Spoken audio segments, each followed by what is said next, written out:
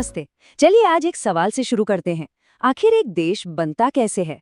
आज हम भारत के संविधान की बिल्कुल बुनियाद, उसकी पहले 11 आर्टिकल्स को समझने वाले हैं। जी हाँ, ये वो नियम है जो तय करते हैं कि भारत क्या है और भारतीय कौन है। सोचिए अगर आपको एक देश बनाना हो तो सबसे पहले क्या चाहिए? एक ब्लूप्रिंट, है ना? एक नक्शा। हमारे देश के लिए वो नक्शा है हमारा संविधान। और आर्टिकल्स 1 से 4 उस नक्शे का वो पहला और सबसे जरूरी हिस्सा है जो भारत की बनावट, उसके स्ट्रक्चर को तय करते हैं। तो आइए सबसे पहले इन 4 आर्टिकल्स को देखते हैं। ये हमें बताते हैं कि भारत देश असल में है क्या, इसके कौन-कौन से हिस्से हैं और क्या इसकी सीमाओं को बदला भी जा सकता है। ठीक है, तो आर्टिकल 1 कहता है इंडिया यानी भारत राज्यों का एक संघ होगा। अब यहाँ पर जो सबसे जरूरी शब्द है वो है यूनियन ऑफ स्टेट्स यानी राज्यों का संघ। ये एक लाइन भारत की अटूट एकता की नींव है। खास तौर पर जो लोग कॉम्पिटिटिव एग्जाम्स जैसे एसएससी या स्टेट एग्जाम्स की तैयारी कर रहे हैं, उनके लिए ये पॉइंट बहुत जरूरी है। देखिए, भारत एक यूनियन है, फेडरेशन नहीं। फेडरेशन क्या होता है? वो एक तरह का समझौता होता है जो टूट भी सकता है। लेकिन यूनियन का मतलब है एक ऐसा संघ जिसे तोड़ा नहीं जा सकता। कोई भी राज्य अपनी मर्जी से इससे अलग नहीं हो सकता, और यही चीज हमारे देश की एकता और अखंडता की रक्षा करती है। चलिए अब आते हैं आर्टिकल 2 पर। ये हमारी संसद यानी पार्लियामेंट को भारत में नए राज्यों या क्षेत्रों को शामिल करने की शक्ति देता है। आप इसे ऐसे समझ सकते हैं जैसे एक क्लास में कोई नया स्टूडेंट आता है। इसका सबसे अच्छा ऐतिहासिक उदाहरण है सिक्किम, जिसका भारत में विलय हुआ था। और इसके ठीक बाद आता है आर्टिकल 3। ये संसद को और भी ज्यादा शक्ति देता है। कैसी शक्ति? किसी मौजूदा राज्य से एक नया राज्य बनाने की, या किसी राज्य का एरिया, उसकी बाउंड्रीज, या तक कि उसका नाम बदलने की। इसकी तुलना आप ऐसे कर सकते हैं जैसे हम अपने घर में कोई बदलाव करते हैं, कोई नया कमरा बना दिया या कोई दीवार हटा दी।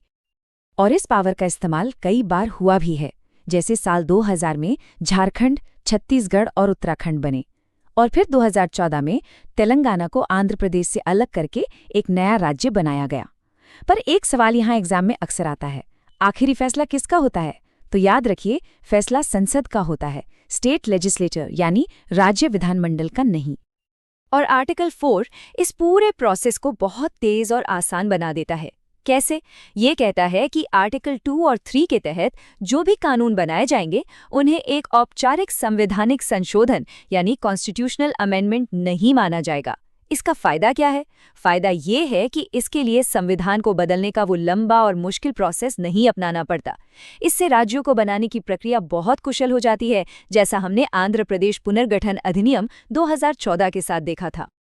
तो घर तो बन गया, देश का ढांचा तैयार हो गया, लेकिन सबसे बड़ा सवाल ये है कि इस घर में रहेगा कौन? और यहीं से कहानी देश की जमीन से मुड़कर उसके लोगों की पहचान की तरफ बढ़ती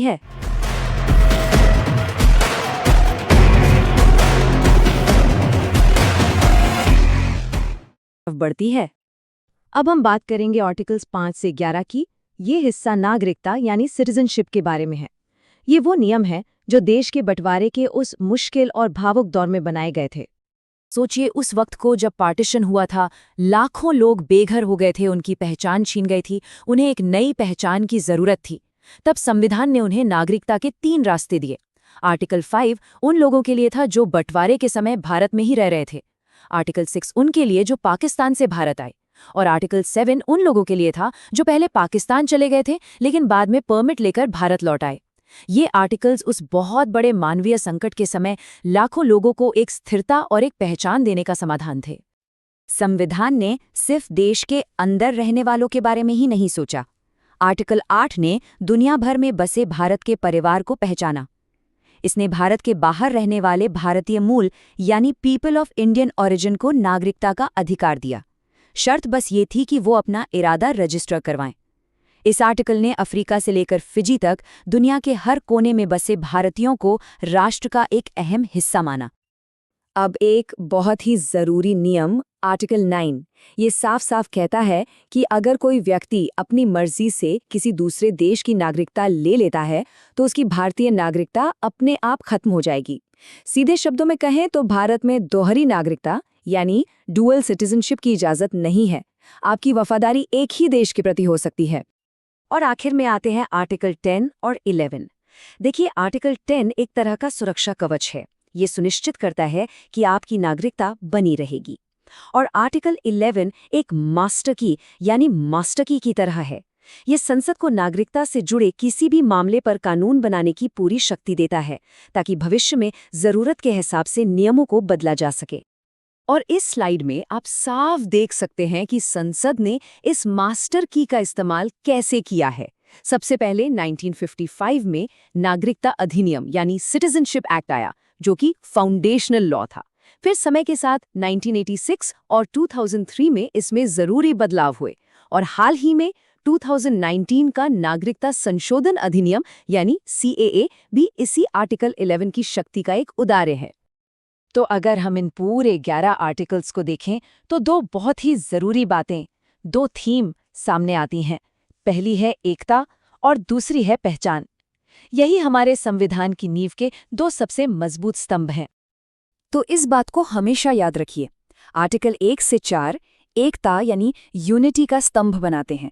वो बताते हैं कि भारत एक अटूट राष्ट्र है। और आर्टिकल 5 से 11 पहचान यानी आइडेंटिटी का स्तंभ बनाते हैं। वो बताते हैं कि इस राष्ट्र का नागरिक कौन है। ये सिर्फ नियम नहीं है, ये भारत के क्या और कौन को तय करते हैं।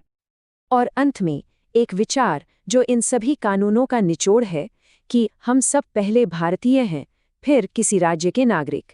यही राष्ट्रीय एकता का वो आखिरी संदेश है जो इन सभी मौलिक कानूनों की बुनियाद में है। पर एक सोचने वाली बात यह है कि ये सारे मूलभूत अनुच्छेद एक नए आज़ाद हुए देश के लिए लिखे गए थे। सवाल ये उठता है कि क्या आज 21वीं सदी के भारत की चुनौतियों और उसकी पहचान को ये उतनी ही मजबूती से संबोधित करते हैं? इस सवाल पर विचार जरूर कीजिएगा।